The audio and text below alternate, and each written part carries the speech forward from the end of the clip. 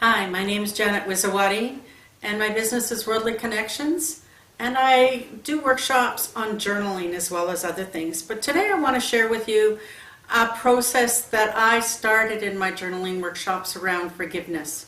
And it all starts with reading a story. And I like reading this story. It's one of my favorites.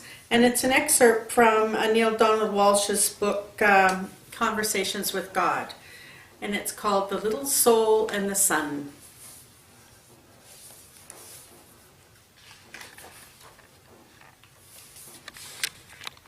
Once upon no time, there was a little soul who said to God, "I know who I am." And God said, "That's wonderful. Who are you?" And the little soul shouted, "I'm the light." God smiled a big smile. "That's right," God exclaimed. "You are the light." The little soul was so happy, for it had figured out what all the souls in the kingdom were there to figure out. "Wow," said the little soul, "this is really cool." But soon knowing who it was not enough. The little soul felt stirrings inside and now wanted to be who it was.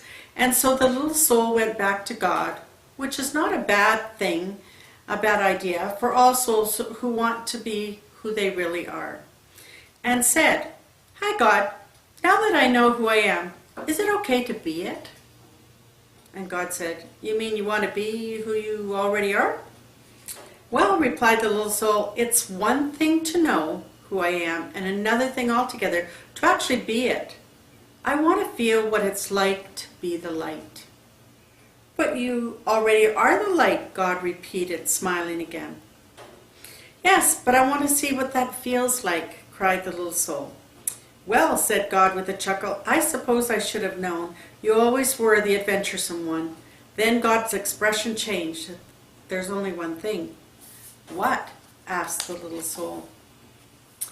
"Well, there's nothing else but the light. You see, I created nothing but what you are, and so there is no easy way for you to experience yourself as who you are, since there is nothing that you are not." "Huh?" said the little soul, who was now a little confused. "Think of it this way," said God. "You are like a candle in the sun. Oh, you're there all right along with a million, cajillion other candles who make up the sun, and the sun would not be the sun without you. Nay, it would be a sun without one of its candles, and that would not be the sun at all, for it would not shine as brightly. Yet how to know yourself as a light when you are amidst the light?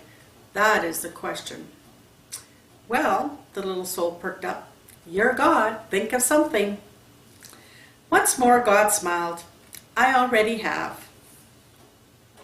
God said, "Since you cannot see yourself as a light when you are in the light, we'll surround you with darkness."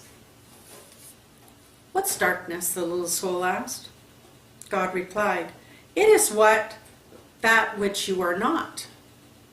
"Will I be afraid of the dark?" cried the little soul. "Only if you choose to be," God answered. "There is nothing really to be afraid of, unless you decide there is. You see, we're making it all up. We are pretending." "Oh," said the little soul, and felt a little better already. Then God explained that in order to experience anything at all, the exact opposite of it will appear. It is a great gift, God said, because without it you could not know what anything is like. You could not know warm without cold, up without down, fast without slow. You could not know left without right, here without there, and now without then. And so God concluded, when you are surrounded with darkness, do not shake your fist and raise your voice and curse the darkness. Rather, be the light onto the darkness, and don't be mad about it. Then you will know who you really are, and all others will know too. Let your light so shine that everyone will know how special you are."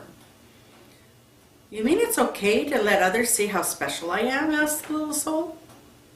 "Of course," God chuckled. "It's very okay. But remember, special does not mean better. Everyone is special, each in their own way. Yet many others have forgotten that. They will see that it is okay for them to be special only when you see that it's okay for you to be special.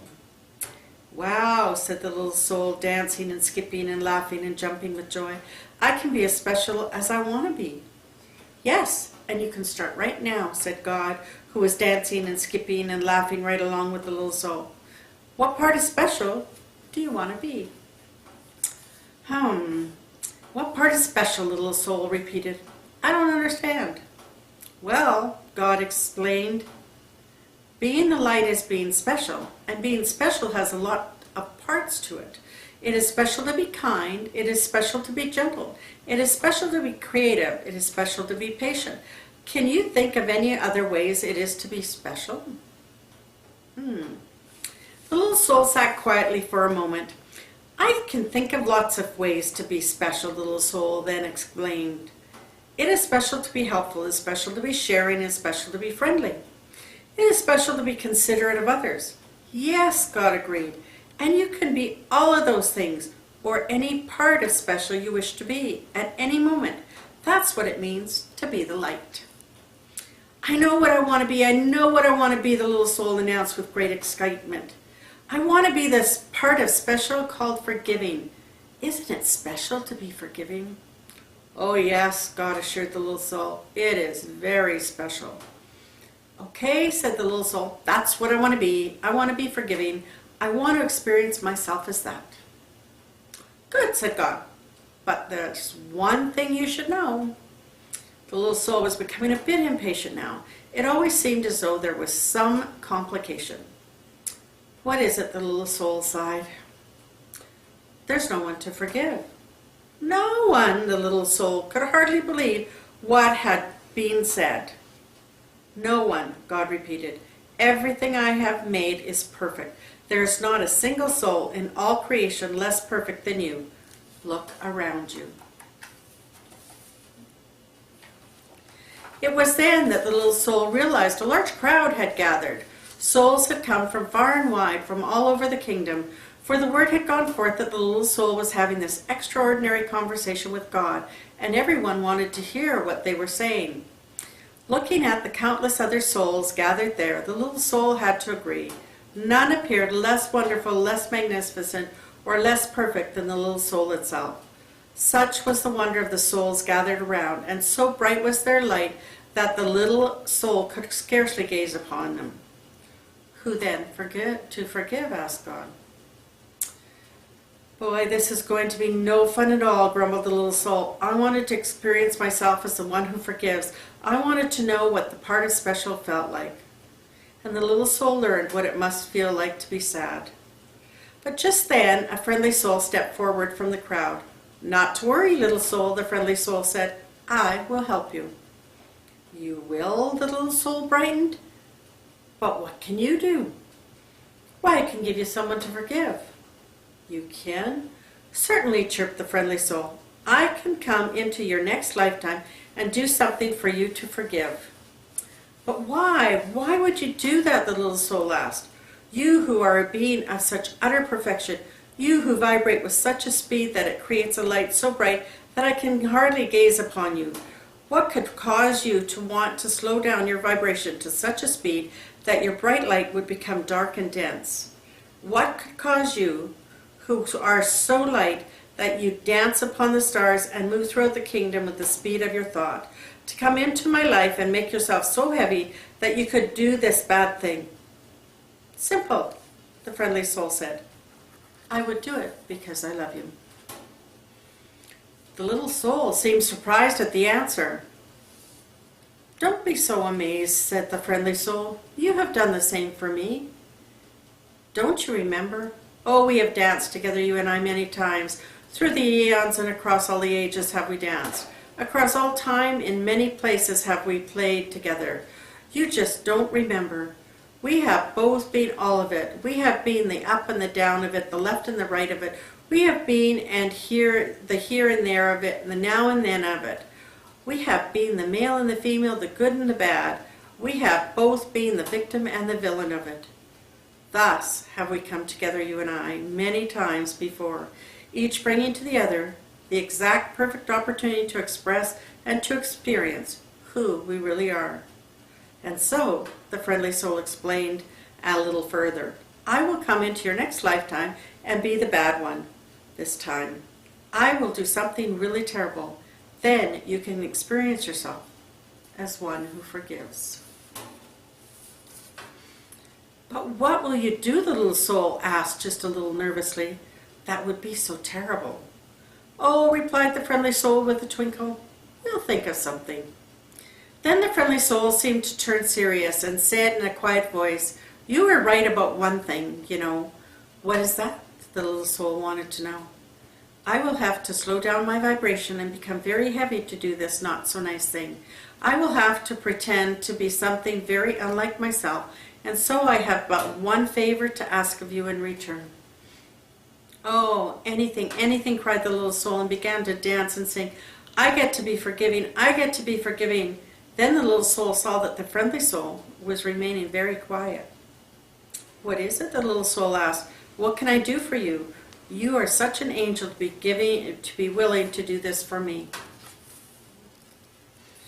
Of course, said the friendly soul is an angel, God interrupted. Everyone is. Always remember I have sent you nothing but angels. And so the little soul wanted more than ever to grant the friendly soul's request. What can I do for you? The little soul asked again. In the moment that I strike you and smite you, the friendly soul replied, in the moment that I do the worst to you that could possibly imagine, in that very moment, yes, the little soul interrupted, yes, the friendly soul became quieter still. Remember who I really am. Oh, I will, cried the little soul. I promise I will always remember you as I see you right here, right now. Good, said the friendly soul, because you see, I will have been pretending so hard, I will have forgotten myself. And if you do not remember me as I really am, I may not be able to remember for a very long time, and if I can forget who I am, you may even forget who you are, and then we will both be lost. Then we will need another soul to come along and remind us both of who we are. No, we won't, the little soul promised again. I will remember you, and I will thank you for bringing me this gift, the chance to experience myself as who I am. And so the agreement was made, and the little soul went forth into a new lifetime, excited to be the light, which was very special, and excited to be the part of special called forgiveness. And the little soul waited anxiously to be able to experience itself as forgiveness, and to thank whatever other soul made it possible. And at all the moments in the new lifetime, whenever a new soul appeared in the scene, whether that new soul brought joy or sadness, and especially if it brought sadness, the little soul thought of what God had said. Always remember, God had smiled. I have sent you nothing but angels. So one of the things that I suggest you do, if there's someone that you need to forgive, and that someone might be you, I suggest, and what I recommend in my journaling workshops, is that you write a letter to that dark soul. Write it, and your tears, whatever comes out, just write. And when you're finished that writing, I suggest, if you can find a safe place, to go out and anoint it with a little bit of oil and burn it. Because everything important in our lives are ritualized. And if we want to forgive and to release all that pain that we carry around that incident, we want to release it to the universe so we can move forward. Thank you.